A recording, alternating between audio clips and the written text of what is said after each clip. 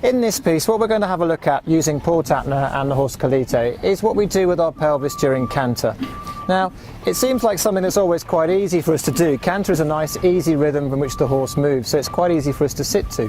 But what we know with our top riders is that they are far more active with their pelvis, using their pelvis to instruct the horse and also to keep their body nice and still so that we get a nice, smooth movement. So it's always interesting to find out what analogy the riders have for this, so we'll just ask Paul that question now. Paul, if you can come in and join us. So being an Australian, I'm sure you've got a very interesting analogy as to how you go about thinking about what happens with your pelvis in canter. Indeed, I always like to think of the horse as a big ice cream tub and the rider is the ice cream scoop, and you're trying to get that perfect ball of ice cream, and if you're an Australian you know how to get that perfect ball of ice cream and the use of the ice cream scoop. It's all about going down and then forward and then coming back up, and then you have to start the process again. So it's really about scooping down and forward with your hips, and actually then what happens is you get a very much a circular motion happening with your hips in the canter.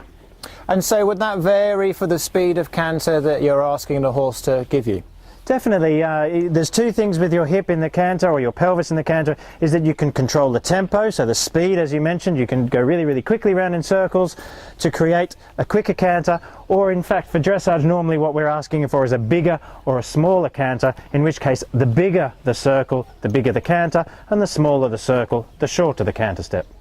Okay, so using that famous Australian analogy, if we consider an action now, Paul.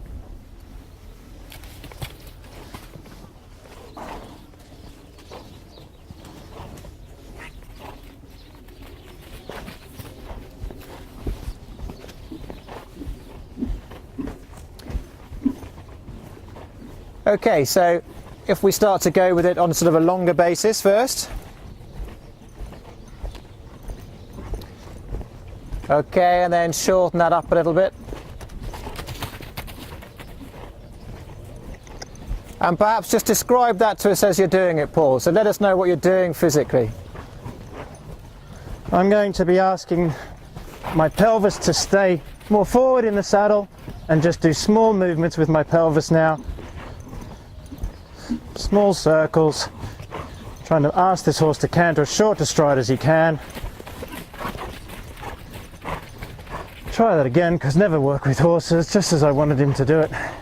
He trotted.